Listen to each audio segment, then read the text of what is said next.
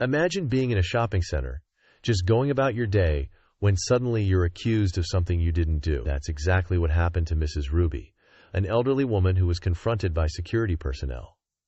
But little did they know her son was about to arrive. What occurred next left everyone shocked. Stay tuned to discover how this intense story unfolds. Before we proceed, let us know in the comments where you are watching from. We love hearing from viewers across the globe. It was a quiet afternoon at the mall. Mrs. Ruby Jenkins, a kind and elderly black woman, was spending her afternoon shopping for her usual groceries. The 70-year-old woman with soft gray hair and a gentle, calming presence always carried herself with dignity, even when her body didn't move as swiftly as it once did. Mrs. Ruby's cane clicked rhythmically on the tiled floor as she walked through the aisles, her warm smile brightening her face. Her shopping trip was nearly complete, and her bags were filled with simple items, some bread, milk, vegetables, and her favorite tea. She moved cautiously, her legs feeling a bit weary. Despite her age, she still tried to maintain her independence, preferring to manage her errands on her own. As she neared the exit, her pace slowed, and she took a deep breath, savoring the moment of calm before heading home. Suddenly, two security officers dressed in dark uniforms with stern expressions blocked her way. They were large men towering over her, their faces appearing cold and suspicious. Mrs. Ruby, startled, looked up at them with wide eyes. "Ma'am, we need to speak with you," one of the officers said in a low, accusatory tone. He crossed his arms as he stood in front of her, making it clear they weren't going to let her pass. Mrs. Ruby blinked, confused. "Is there a problem?"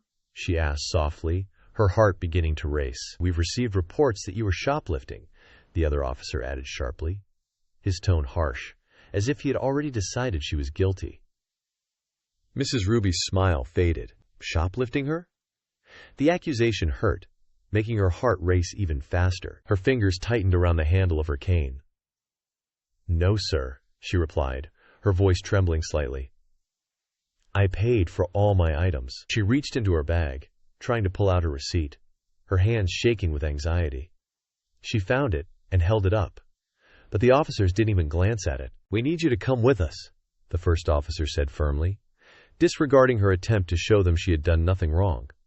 Mrs. Ruby felt her stomach twist in knots. Her mind raced, trying to comprehend what was happening.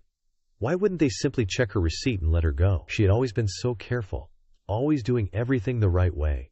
Why were they treating her like this? "That I didn't steal anything," she attempted to explain again, her voice trembling more now. She felt panic rising in her chest. They weren't listening.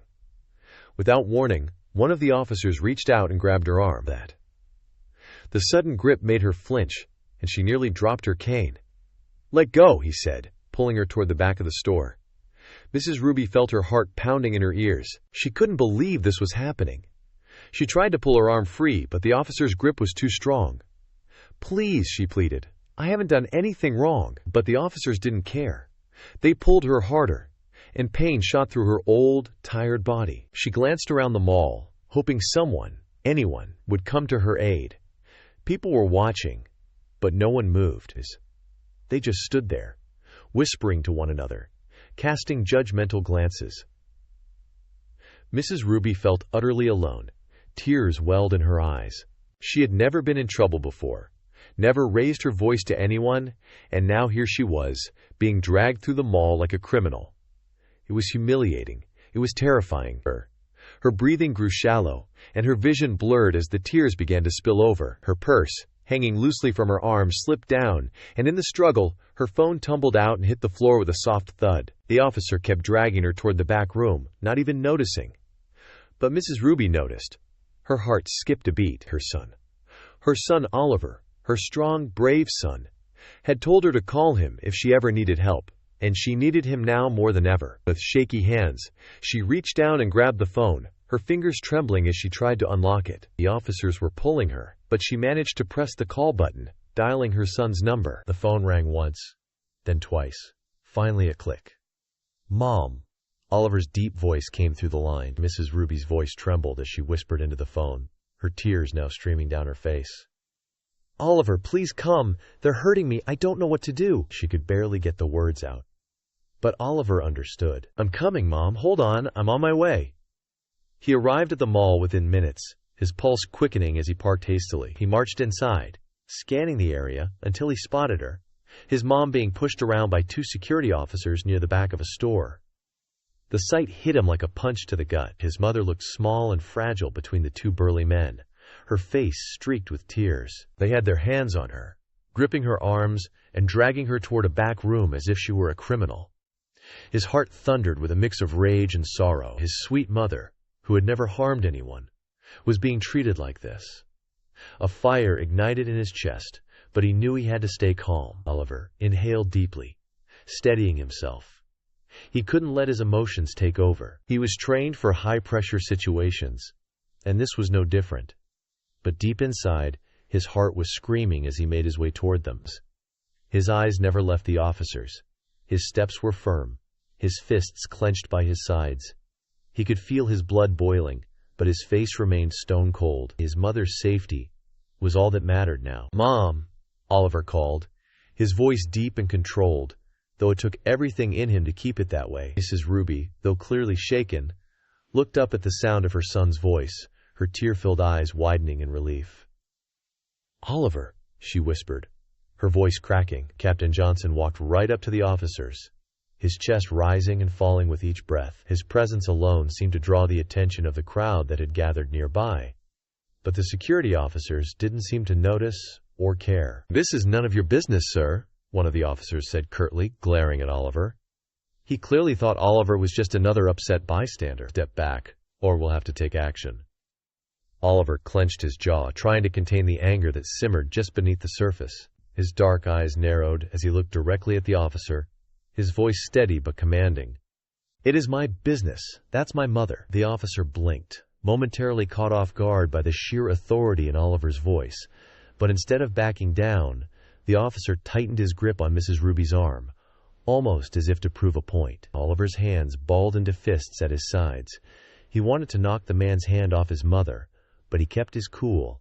He had to handle this correctly. "Your mother," the other officer scoffed, "doesn't matter. She's suspected of theft, and we're taking her to the back to deal with it. Now, unless you want to get involved in this mess, I suggest you leave."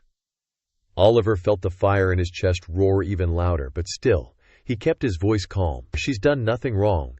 You can check the receipt in her bag, but before you do anything else, you need to let go of her."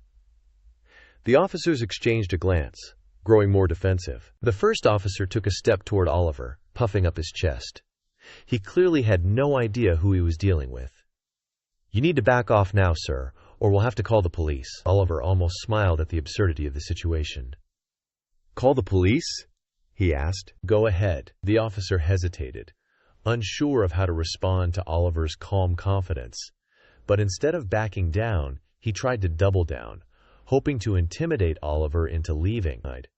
"I don't think you understand how serious this is. If you interfere, we'll have you arrested too." At this, Oliver's eyes darkened. His patience had just about run out. He reached into his jacket, pulling out his badge and holding it up for the officers to see. "I am Captain Oliver Johnson, 15th Precinct," he said, his voice deadly calm. "You well fit. You will let go of my mother." Both officers froze, their eyes wide in shock. It was as if the floor had just dropped out from under them. They stammered, stumbling over their words, their faces turning pale as they processed what had just happened. This wasn't just some random man.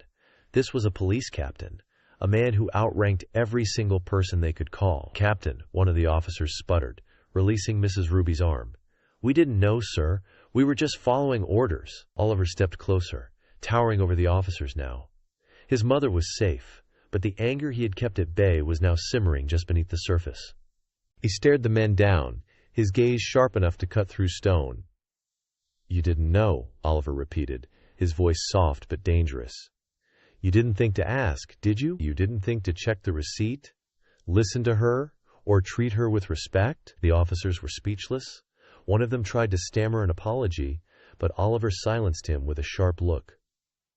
"What if this was your mother?" Oliver asked, his voice tight with emotion. "What if she were the one being treated like a criminal, humiliated in front of strangers? Would you still be so quick to lay your hands on her?" The officers' faces were flushed now, their eyes wide with fear and regret. They had no answer. They had been wrong, and they knew it. Oliver turned to his mother, his expression softening as he gently took her hand. "Are you okay, Mom?" Mrs. Ruby, still shaken, nodded slowly. "I'm okay now, Oliver," she whispered, her voice trembling. Oliver squeezed her hand reassuringly, then turned back to the officers. "You'll be hearing from Internal Affairs about this," he said coldly. "Get out of my sight." Without another word, the officers backed away, their heads hung low in shame. Oliver wrapped his arm around his mother's shoulders and led her out of the store. His heart still pounded in his chest, but his mother was safe, and that was all that mattered. Mrs. Ruby clutched Oliver's arm, her body still trembling from the fear and humiliation. She looked up at him, her voice barely a whisper. "Thank you, son," she said, her eyes brimming with tears. The weight of the moment hit Oliver hard, his heart aching for his mother. She had always been so strong, so proud, and to see her treated this way filled him with deep sorrow. As Oliver and Mrs. Ruby left the mall, the weight of the ordeal still hung in the air, but so did a sense of satisfaction. The officers would be held accountable for their actions, and justice would be served. And while Mrs. Ruby's heart still ached from the hurt she had endured, she knew one thing for certain. Her son, her brave and loyal son, had made things right. If you're enjoying this story and want to hear more gripping tales like this, don't forget to hit that subscribe button and turn on notifications. You won't want to miss our next story. Join our community and stay tuned for more amazing content.